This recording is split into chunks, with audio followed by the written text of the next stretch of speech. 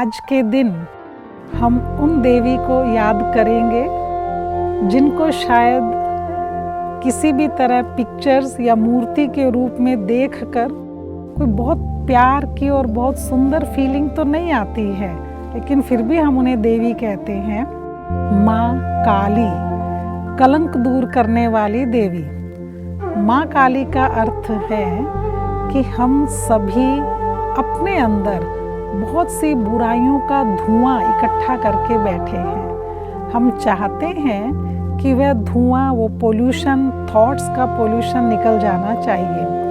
और अब उस पोल्यूशन को दूर करने का तरीका है माँ काली का स्वयं में आह्वान करना। राक्षसों को मारने वाली, सबके ऊपर हावी होने वाली बहुत प्रभावशाली देवी माँ काली। इसका अर्थ है कि अपने लिए हम इसी तरह का एक प्रचंड रूप धारण कर लें जो आज तक भी अपनी कमियां हमसे दूर नहीं हो रही हैं। क्रोध आता है, आता ही रहता है, चिड़चिड़ापन है, अंदर छोटी छोटी बातों को हम बहुत दुख, पेन, हर्ट, ये सब हम कैरी कर कर घूम रहे हैं। तो इन सब के ऊपर अपना काली रूप प्रभाव डालें।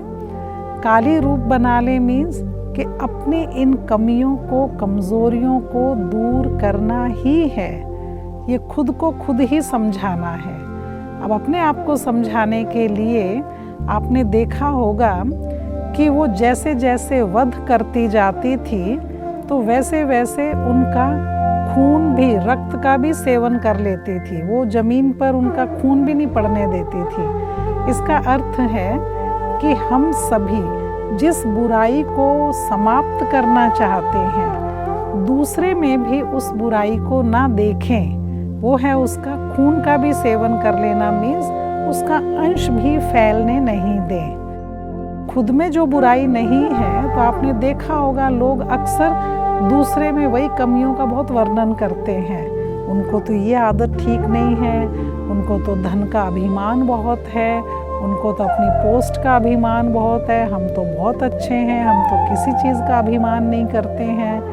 अब ये चीज़ें जब आप बोल रहे हैं तो ये खुद अपने अंदर की कमी है, कालापन है। उसके कालेपन की बात आप तभी करते हैं जब अंदर खुद में ही ये कालापन होता है। तो इस काली माँ को दूर करने के लिए काली माँ को याद करना है। आप अंदर से उतना ही उज्जवल हैं, उतने ही चमकीले हैं। तो आज से अपने अंदर की बुराइयों को, कमियों को ख़त्म करने के लिए माँ काली का स्वयं में आह्वान करें। आप शक्तिशाली आत्मा हैं। अंदर के असुर, राक्षस जो बैठे हैं, चेक करके तो देखें। आप चेक करेंगे तो पाएंगे रोना, रूठना, चिड़चिड़ापन, डिस्टर्ब होना, फिर दूसरों को डिस्टर्ब करना, कमियां ढूंढते रहना और फिर दूसरों पर आरोप लगाते रहना।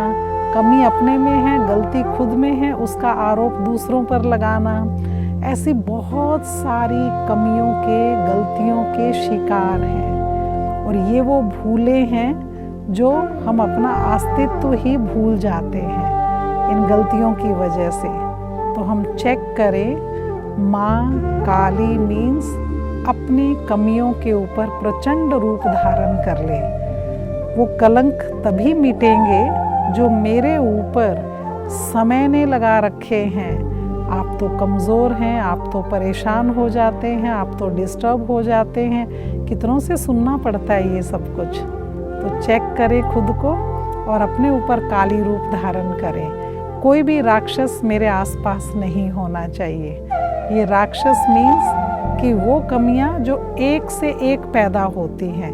कहते अगर उनके बूंद खून की धरती पर गिर जाती तो उससे अनेक राक्षस पैदा हो जाते।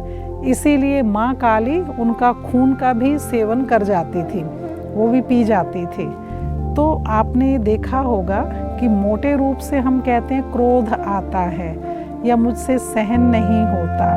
तो क्रोध के कितने बाल बच्चे हैं, कितनी दूर तक उसकी जड़ें फैली हुई हैं। चिड़चिड़ापन है, रोना है, इरिटेट होना, दुखी होना, रूठ जाना, नाराज़ होकर रहना, मुंह बना लेना, बात नहीं करना, कई दिनों तक रूठे रहना, फिर ईगो है, फिर उसको शो करना दूसरों को भी कि मैं तो बहुत अच्छा हूँ, वो खराब है, उसकी बुराइयाँ, उसका अवगुण बताते रहना।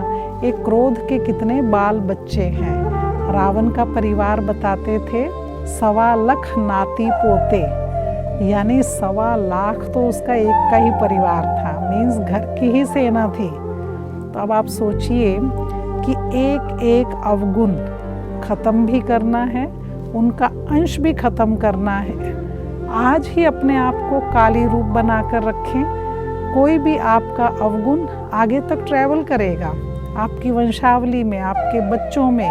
और आप सोचो कि आपके बच्चों में फिर ये संस्कार क्यों आ गए।